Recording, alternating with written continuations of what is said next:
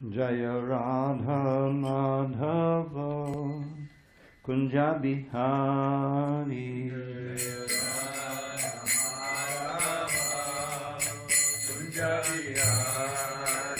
Jaya Radha Madhava Kunja Bihari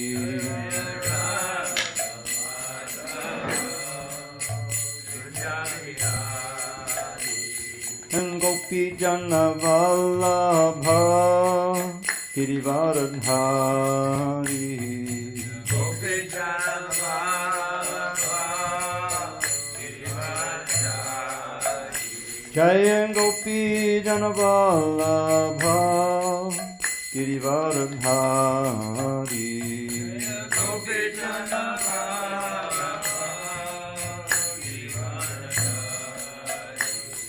Yashodanandana Bhajana Randana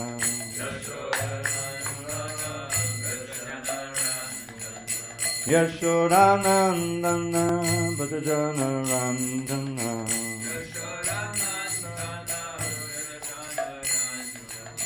Yamuna Tira Vanachari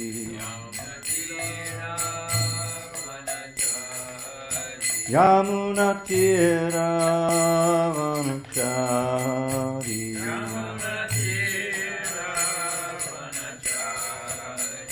Jaya Radha Madhava Kunja Bihari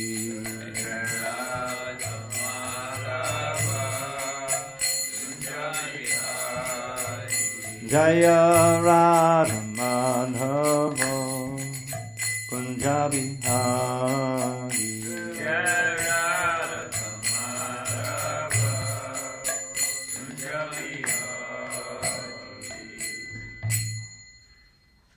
Thank you, Dravira Prabhu. Jayam Vishnu Pad Paramhamsa Purvikacharya Ashtarsha Srimad A.C. Bhaktivedanta Swami Maharaj Prabhupada Ki Jai. ISKCON founder Charya Srila Prabhupada Ki Jai.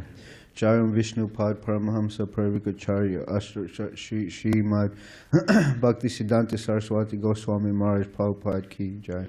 Namacharya Srila Haridas Thakur Ki Jai. Prem Se Ko Shri Krishna Chaitanya Prabhu Nityananda Shri Advaita Gadadhara Shivas Arigaura Bhakta Vrinda Ki Jai. Shri Shri Radha Krishna Gopa Gopinath Shamakun Radhakun Giri Govardhana Ki Jai. Shri Mayapur Dham Ki Jai. Shri Vrindavan Dham Ki Jai. Jagannath Puri Dham Ki Jai. Ganga Mai Ki Jai. Yamuna Mai Ki Jai. Bhakti Devi Ki Jai. Tulsi Devi Ki Jai. Ananta Koti Vaishnav Vrinda Ki Jai. Shri Harinam Sankirtan Ki Jai. Grantaraj Shrimad Bhagavatam Ki Jai, Samaveda Bhakta Vrinda Ki Jai, Gaura Premanande, all glories to assembled devotees, all glories to assembled devotees, all glories to assembled devotees, all glories Shri Guru and Shri Gauranga.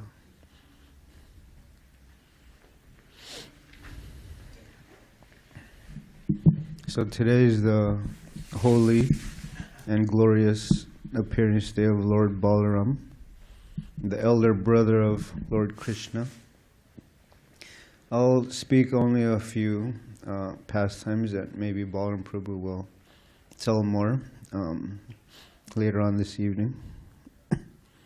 So, Lord Balaram, he exemplifies the service attitude towards Lord Krishna. And his only mission is to please Krishna by rendering service to him, whether it's in the form of creating, maintaining the spiritual world or material worlds, or as his personal paraphernalia. Lord Balaram is the eternal companion of Lord Krishna. And in the Ramayana, he came as Lakshman. And in Chaitanya Leela, who did Lord Nityananda? I just said it. Who did Lord Balaram came as? Lord Nityananda. And Lord Balaram is considered to be the Adi Guru, the original spiritual master. And if anyone is desiring to make spiritual progress, one first should get the mercy of Lord Balaram.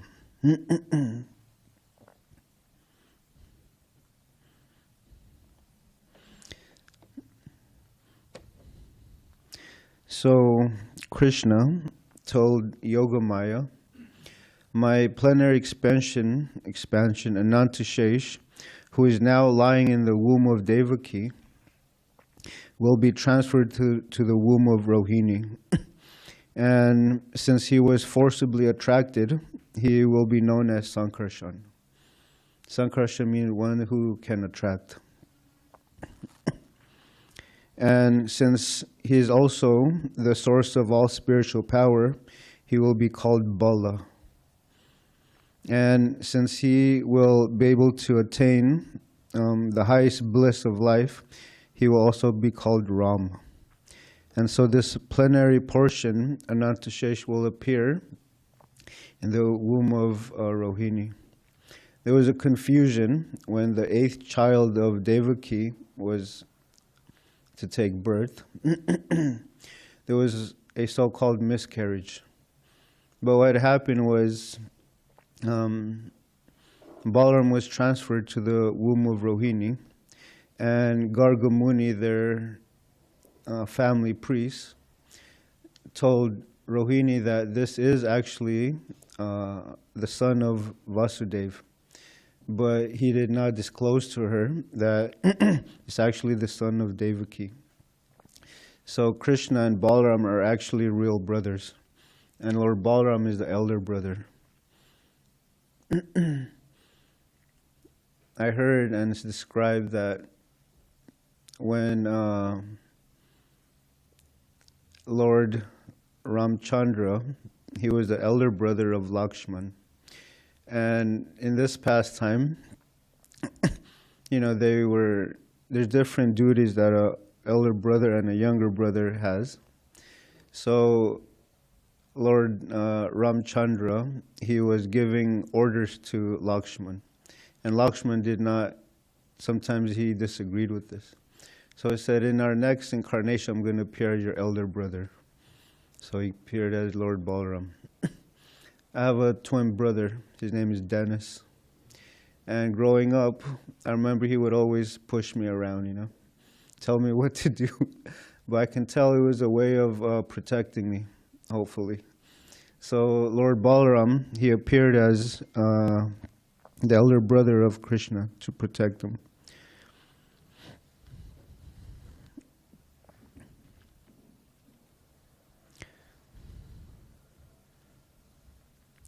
So Anantashesh, he's actually the power that sustains all the planets in the different in the universes. And now this is known as the law of gravitation. But actually this is the potency of Lord Balaram or Anantashesh. Srila Prabhupada describes as holding the universes on his millions of heads or hoods. So we can imagine the extraordinary power of Lord Balaram. He's actually non-different from Krishna. Both of them are the Supreme Personality of Godhead, but in a different form.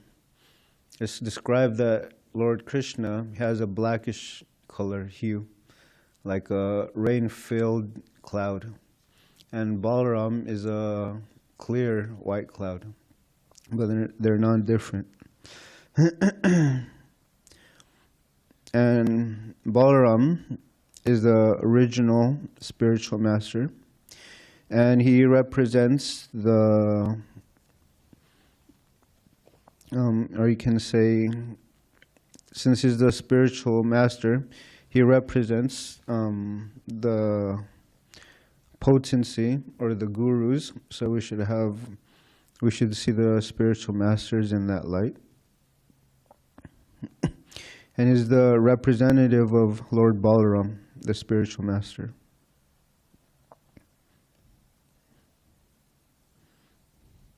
So Yogamaya was ordered by the Supreme Personality of Godhead to transfer Lord Balaram to the womb of Rohini. It's interesting because when I first met Balaram Prabhu, and then his mother came and visited, her name is also Rohini, Mataji. Huh? Yeah, it was an accident. So it's really sweet. Too bad Sankarshan Prabhu is not here. I was going to say we have Balaram, Rohini, and Sankarshan.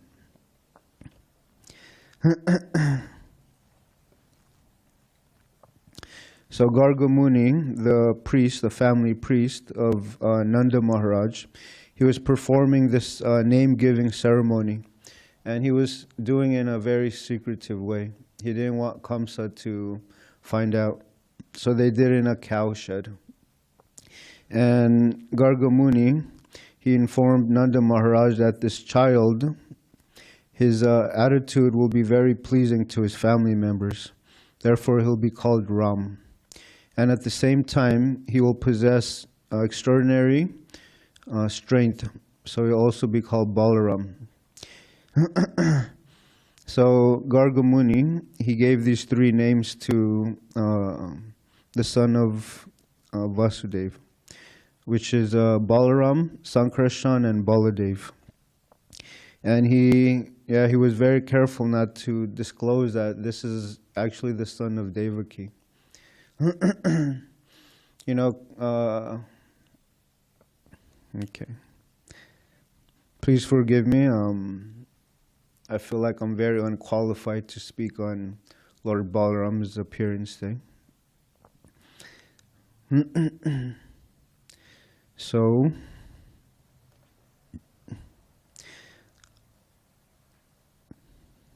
I'll tell you some pastimes with Balaram.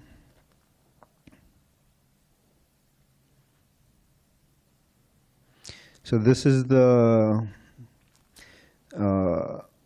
killing of the Denakasura demon. So one time, Krishna and his friends, they were traveling, and they heard that there's some wonderful fruits in the Talavan forest. It's full of palm trees, and these fruits were on these trees, and they were very ripe. And the cowherd boys, they wanted to go take some of these fruits. And so they asked Krishna and Balaram, please let us go there. Well, they knew that there was this Denakasura demon there. And Srila Prabhupada, he says, he told one of the Gopas, told Balaram, don't you smell the flavor from here? So you can smell the ripened fruit. So when Balaram and Krishna, they were requested by their friends, they began towards Talavan. And as soon as they reached Talavan, Balaram, he was exhibiting his strength. So what he did was he shook these trees. And Srila Prabhupada described this to exhibit the strength of the trunk of the elephant. So when he shook these trees, immediately the fruits fell on the ground. And when the fruits hit the ground, this demon, the Denakasura demon, in the form of a donkey, he woke up. And he began approaching Balaram with great force. And he kicked Balaram on the chest. And Srila Prabhupada, he says that at first, Balaram didn't say anything at all. And then so he kept shaking the tree. And then the demon came back with greater force. He began to kick Balaram again on the chest. And this time, Lord Balaram, he grabbed hold of the hind legs of the donkey demon, and he threw him, or actually he wheeled him around first. And then he threw him up on the palm trees. And since this demon was very large and very heavy, the palm trees actually fell down like that in consecutive. And then it's described that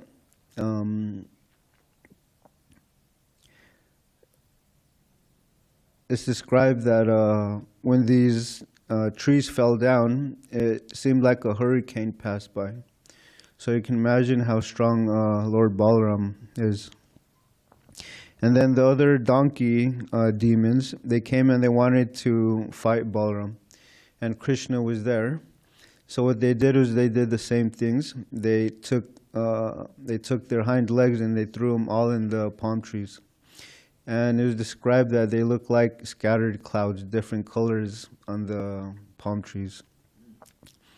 And then, one after another, the trees fell down like that.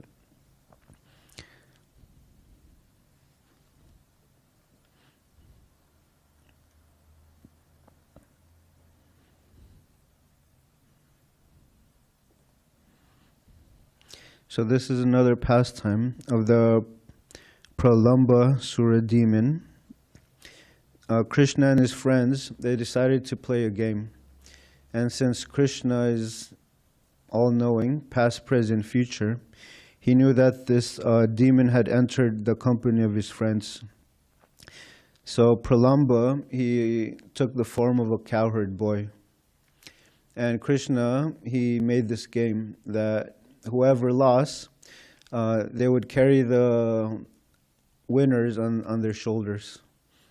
I remember as a kid, we also played this, like tug of war. Whoever loses was held on the back.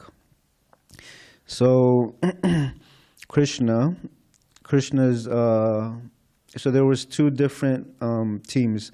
One was on Krishna's side, and then the other one was on Balaram's side. And Krishna's team, they lost. So they all had to carry, or they won. And then so they all had to carry the different cowherd boys on their back. And this Pralamba demon, he was to carry Balaram on his back. And since he was a very powerful demon, he was able to put Balaram on his back. And this Pralamba demon, he understood the potency of Krishna. So he decided to take Balaram away from the cowherd boys. So he started straying from the path. And then Balaram could understand what was going on. So what Balaram did was he started appearing or manifesting his heaviness. He started appearing like a mountain. So Pralamba, he wasn't able to tolerate this, so he assumed his original demon form. And as described, he had sharp teeth, he was very large, he was actually reaching the sky. So Lord Balaram is described just like when Lord Indra, when he uses his thunderbolt to smash the mountain tops, Balaram smashed the skull of Pralambasura. And right away, this demon fell unconscious.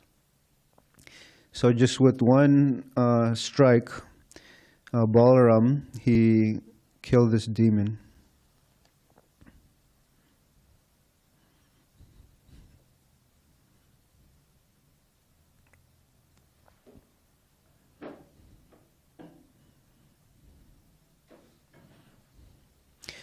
There's another pastime where in the Mahabharata, the Kauravas, they had a daughter, and Samba, who is the son of Krishna and one of his queens, he wanted to marry her. So what he did was he kidnapped her, and then the Kauravas, they arrested. This is from the 10th canto. They arrested Balaram. They arrested Balaram. I'm sorry, Samba. And then when the Yadus heard this, they went to fight with them. And then when Balaram heard of this, he said, no, we should do a peaceful proposal first. Maybe they can return Samba. And the Kauravas, the Kurus, they didn't want to. So they actually insulted, and they began to cause offense to Lord Balaram. And Balaram, with his favorite weapon, the plow, he began to drag Hastinapur towards the Ganges. And then the Kurus, they were so frightened of Balaram, so they finally let Samba go. And there's another pastime of Balaram with Mother Ganges. There's a famous picture of this in the Srimad Bhagavatam. So Balaram, he also has different gopis than Krishna's. And he wanted to sport with them in the different rivers. So he asked Ganga, to appear. And it's described that Ganga, she didn't know who Lord Balaram was, so she refused. And then Balaram, with his plow, he began to drag Ganga. And then, so she finally surrendered. And then she allowed all of the rivers to flow where Balaram and the gopis were. And then they began to sport there. What time am I supposed to end, class? 8:25. Okay.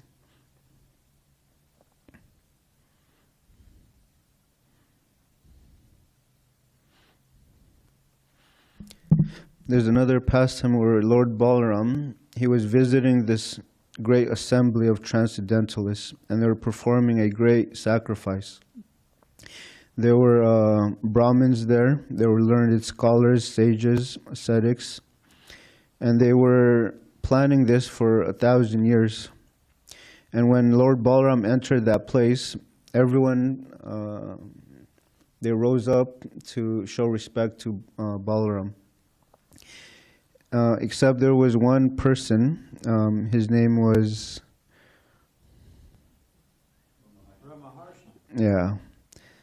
Ramaharshan, and he was the disciple of Vyasadeva. And he was a little proud, sitting on the Vyasasan. So Srila Prabhupada describes that his self-realization was incomplete because he didn't recognize who Lord Balaram was. So he didn't get up from his seat or offered him respect. And when Balaram saw this, he knew that he had to deal with them. And Srila Prabhupada says when a low caste male unites with a high caste woman, the offspring is called pratiloma. And this Roma Harshan, he was considered that. His father was a Kshatriya and his mother was from the Brahmana family. And since his transcendental realization was not perfect, he belonged to this Pratiloma heritage. So Balaram, what he did was he chastised him because he knew he was falsely puffed up. So Balaram, what he did, how he killed him was very unique. Instead of putting his transcendental body on him, he used a kusha grass. And with this blade of grass, he was able to kill this puffed up disciple of Vyasadeva. And it says that such persons who take the role of a position like that, like a Brahmana, although he's not properly qualified, he has to be checked from his progressive sinful activity. You know, for example, people that I meet, they bring up this idea of the caste system in India and how it was corrupt, But this Varnashram system actually works, but it's due to the proud caste Brahmanas that, they took advantage of this.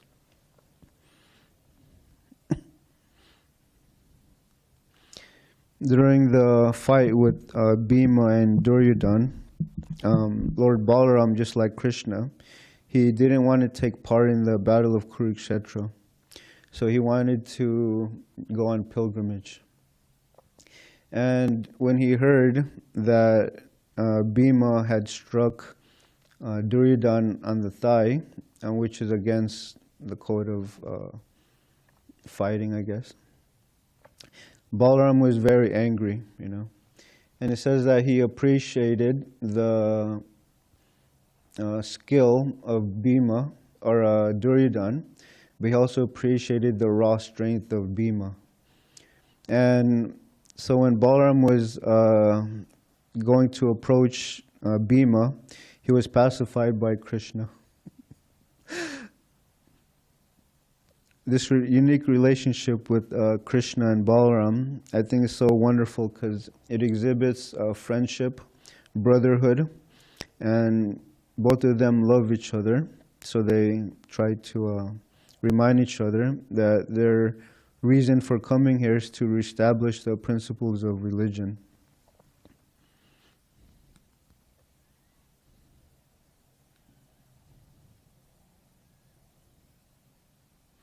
There's another pastime which is shown in the BBT illustrations. Krishna and Balaram, they were walking through the forest, and Krishna saw that all the trees, it looked like they were bending down because their fruits and flowers were very heavy, overloaded with fruits and flowers. And it looked like they were touching the ground to welcome Krishna. And so Krishna wanted to glorify his brother Balaram. So he said, just see, brother, the fruits or the trees, they are bending down to offer obeisance to you.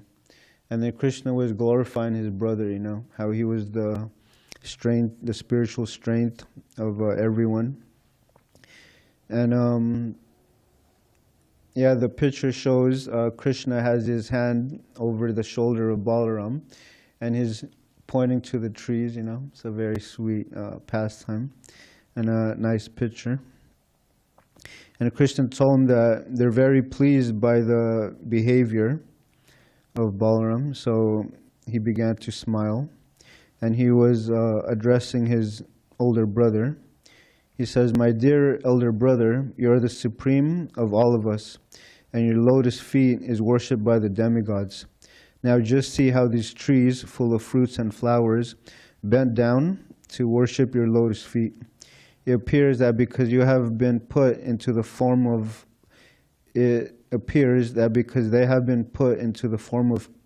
trees, they are trying to get out of the darkness by which they have been obliged to accept the forms of trees. Actually, these trees born in the tract of Vrindavan, land of Vrindavan, they are not ordinary living entities, but on account of their past life, having an impersonal philosophical point of view, they are now put into this conditioned standstill life. Now they have got the opportunity of seeing you in Vrindavan, and they are praying for further advancement in spiritual life by personal association. Generally, the tree species of life are obtained by living entities in the modes of darkness. So the impersonalists and void philosophers are in the darkness, and in order to eradicate this darkness of life, your presence is taken fully advantage of.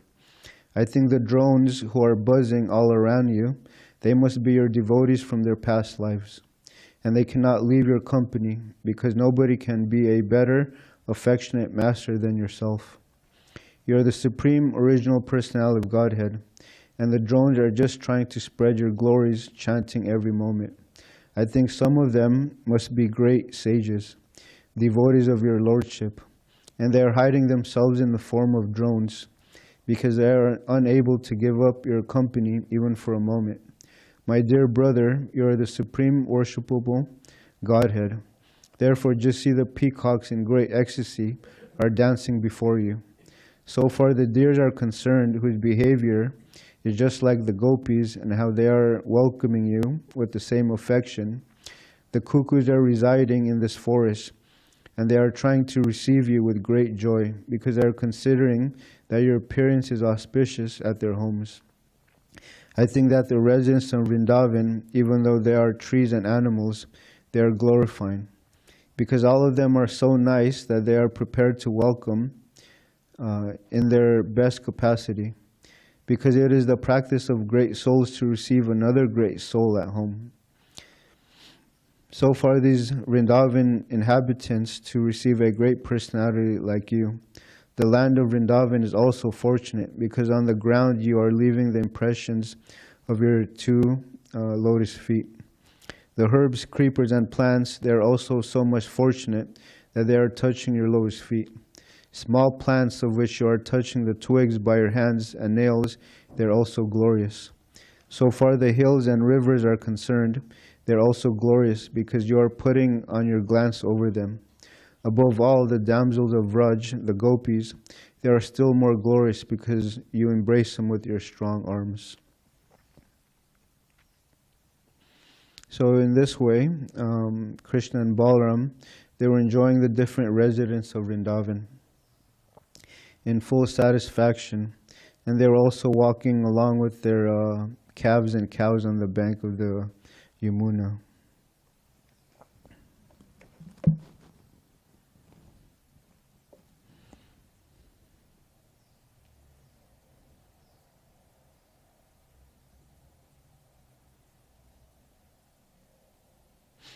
Okay, so that's all I prepared.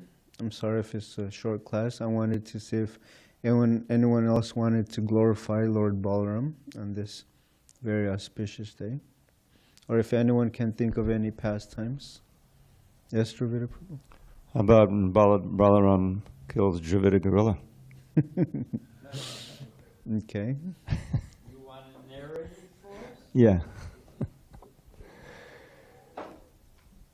So, Balaram. You got a mic? Yeah, I have a mic. So this Dvivida gorilla, sorry for the mispronunciation, Dvivida gorilla had been an intimate servant of Ramchandra in his Leela. But in Krishna Leela, he came and he became a disturbance. He was causing a lot of disturbances. He was huge, and he would create waves in the ocean outside of Dwarka, and it would cause flooding. And he would go and disturb in general the whole area.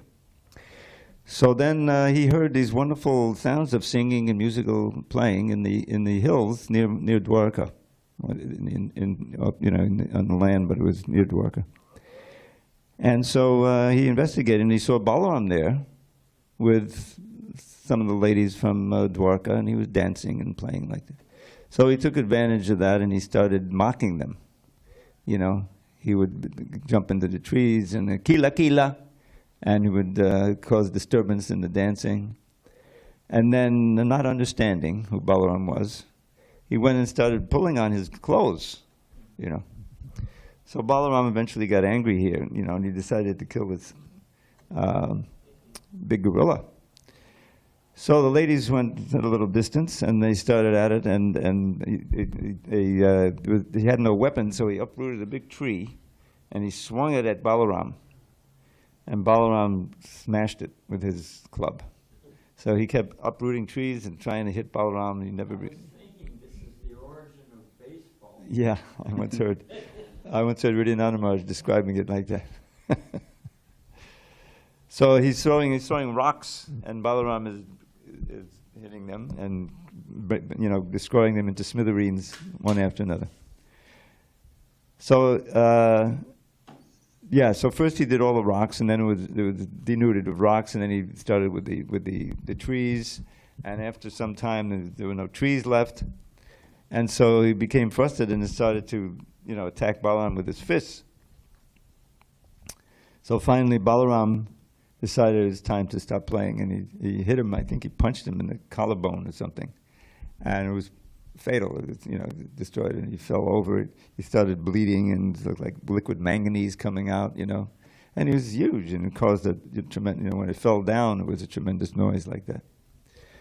So I have a special, affection for that particular pastime. I think you can understand why. Because people sometimes say Dravida gorilla. Yeah, you have it there.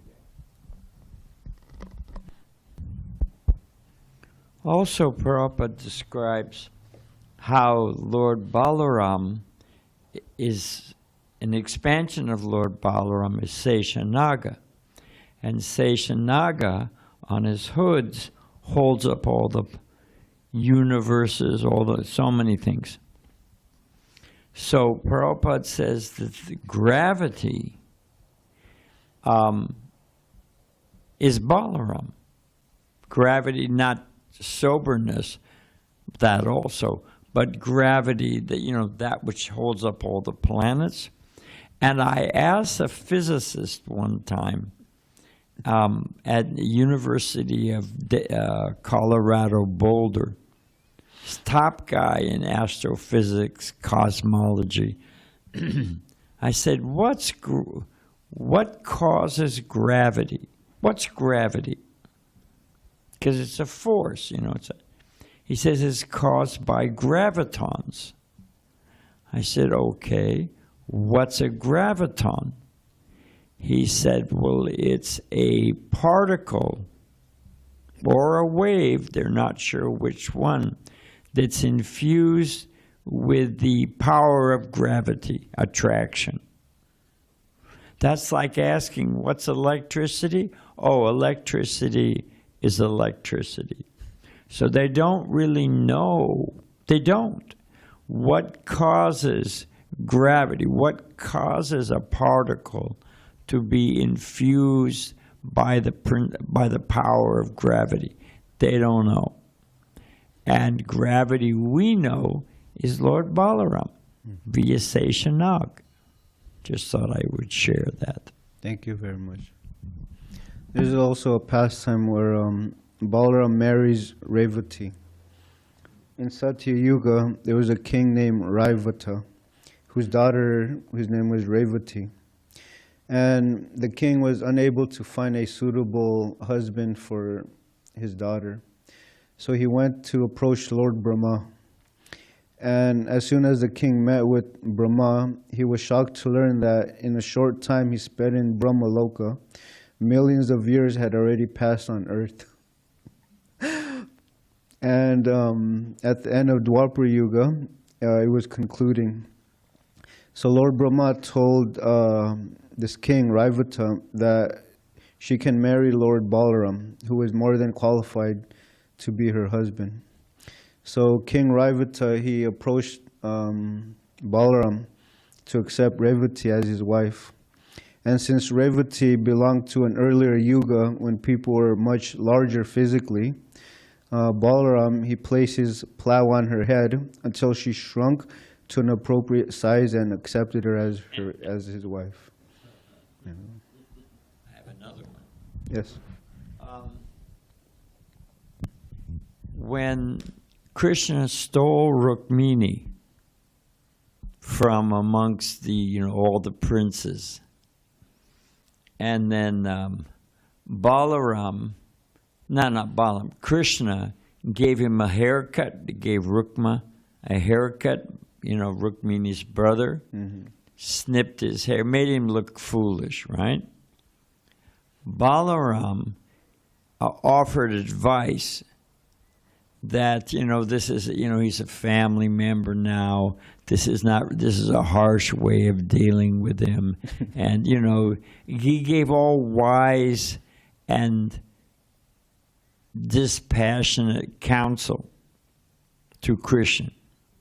However, when he was being cheated at the gambling matches, and some of the conspiracy there, some of the conspirators were smirking and laughing behind his back, especially the king of Kalinga.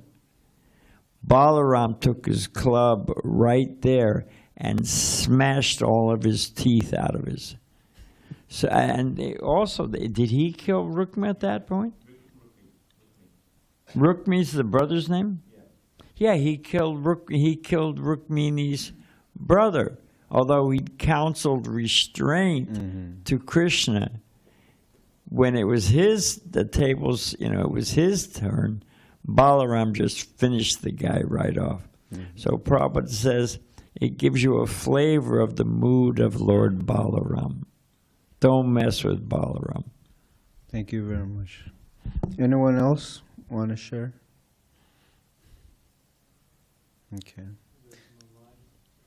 What about anyone online? Anyone want to share something, comment or pastime of Lord Balaram? Yes, I want to share. Please do, Vijay Krishna Prabhu. Yes, Govardhana Prabhu, thank you very much. You're most kind. And about Paranams, I'm just reading about Lord Balaram in relation to the way he behaved when Lord Krishna was being wrapped in the coils of a serpent Kalia. Mm-hmm. And here they say that that Lord Balarama did refrain from interfering in Krishna's battle with Kalia, allowing Krishna to handle the situation himself and demonstrate his divine prowess. I particularly like this pastime in relation to how Lord Balaram behaved. He didn't intervene. He was confident that Lord Krishna would take care of the business. Thank you very much. It also reminds me when Sita, she was asked to stay behind, and Lord Ram was chasing this golden deer.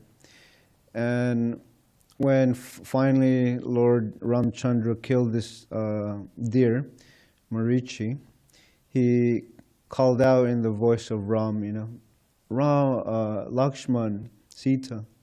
So while Sita was in anxiety, she said, go help your brother, go see if he needs any help.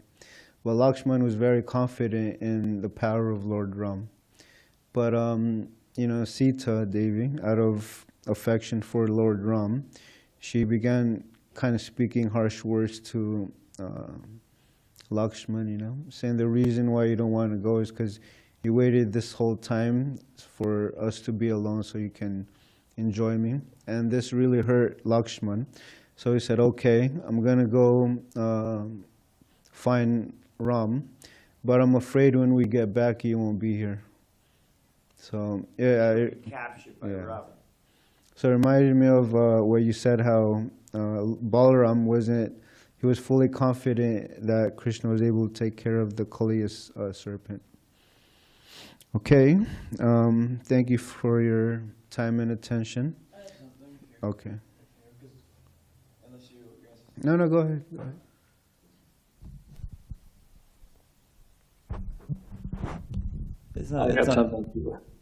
Oh, if someone's online, you can go first. Mine isn't so important. I just figured if they want anything else. But who's online? Yeah, did someone say something there online? Yeah, I just had a comment that we're surrounded by Lord Balaram all the time. As Maharaj mentioned, he's gravity. He's in the beginning of Bhagavatam class, Om Namo Bhagavate Vasudevaya. That's the Mula mantra for Lord Balaram, Lord Baladev on the altar. And he's also all of the paraphernalia that we use to worship the Lord, including the cooking pots. We're bathing Lord Balaram, the building itself. That's why we don't lean on the walls of the temple. And even the instruments that we use to glorify, those are all manifestations of Lord Balaram. It's just a wonderful day to be conscious of how we're completely surrounded and uplifted by this glorious Supreme Personality. Very good point. Thank you so much, Maitreya. That was a good point, Maitreya. I have a question just to help you get across the line. But you're telling me that God has a brother? What does that mean? God is the supreme, the one and only, and he's got a brother? He's got a sister? He gets drunk on rice wine and drags the Jamuna River towards him? I'm supposed to believe this stuff? It's, mythology. Like Paul Bunyan in his giant bowl. What do you say to that? I once mentioned that to Mahatma Prabhu, and I said, what if someone says, oh, this is all just imaginary, you're living in a dream? And Mahatma just smiled and he said, yeah, but it's better than the nightmare you're living in. Very good. Srila Prabhupada would say this is the perverted reflection of the spiritual world. So whatever we find here, we can also accept that it's also there in the spiritual world. Just like we have families, friends, it's not very intelligent to conclude that it's all void in the spiritual world. There's no rasa, there's no relationships like that. But like what you always say, Maharaj, if we have something and God doesn't have, it means that we're greater than God. So if we have friends, if we have form, if we have friendships, if we have family, why can't the Supreme also have that? So, yeah, just like Mukunda and Naveen here are brothers, Krishna also has his brother, his sister Subhadra, but everything there is transcendental. Srila Prabhupada gave a lecture called "Why Not Join Krishna's Family?" So we can be part of Krishna's family, friends. So, you want to finish, Mukunda? Well, this was just a kind of a frivolous comment, but it's something I only learned somewhat recently, maybe within the last year even, that painting of Balaram approaching Ramaharshana when he's holding his blade of kusha grass. And it's not clear to me exactly, it doesn't seem to, I don't know, does it specify exactly how he kills him? It says it with the tip. He kills Ramaharshana Sutta with the tip of one blade of kusha grass, but how? Like he pierces his heart? Like, yeah, so I don't know where he pierces him. I pictured, and again, I can't think of these, so just in my own mind I'm asking, but Balaram Dravida, I just pictured him just touching with it as a confirmation of his, it's not like he still had to go through the physical act of poking through, if you're using a straw to kill somebody, it's already completely mystical. So I had pictured him just touching, and maybe that's based on the picture. I can't think of an actual quote. But if you're using a straw to kill somebody, it's not that you somehow or other, you have to use it as a weapon to club somebody. That one of the profundity of the event is that he was just touched by a straw and the guy was gone. I don't know. That's what I'm thinking. Okay, but there is this painting, yes. So of Balaram is approaching Ramaharshana Sutta, and one thing that kind of amusing point perhaps for devotees is that again with the context of the pastime, Ramaharshana he's sitting on the Vyasasan thinking, I'm the the disciple of Vyasadeva, and I'm sitting on this Vyasasan, and as Srila Prabhupada writes, at least in Krishna book, I don't know how this is there in Bhagavatam, but is that he has this attitude that I'm so great, and Prabhupada specifies that then Balaram walks in, and he thinks, oh, I'm greater than God himself, I'm greater than him. I'm sorry, Vyasadeva, sitting on Vyasasan. And so I don't think this was, my understanding this was not in collaboration with Srila Prabhupada at all, but the disciple of Prabhupada who painted that painting, he went out of his way to paint Ramaharshana Sutta as a particular kind of bogus guru at the time. So if you look at the painting, it looks like Maharishi Mahesh Yogi. If you look it up, that's actually, and that was this disciple's contribution, it seems. It's Balaram approaching Maharishi with a blade of grass. And he was at the LA Rath Yatra. You could ask him. I'll introduce you to it. Yeah. But if you look up the painting, it's quite clear that's him, and I guess, it seems like that wasn't in collaboration with Prabhupada, but he's approaching it with a blade of grass. Okay. Thank you so much. All glories to Sri Balaram Purnima.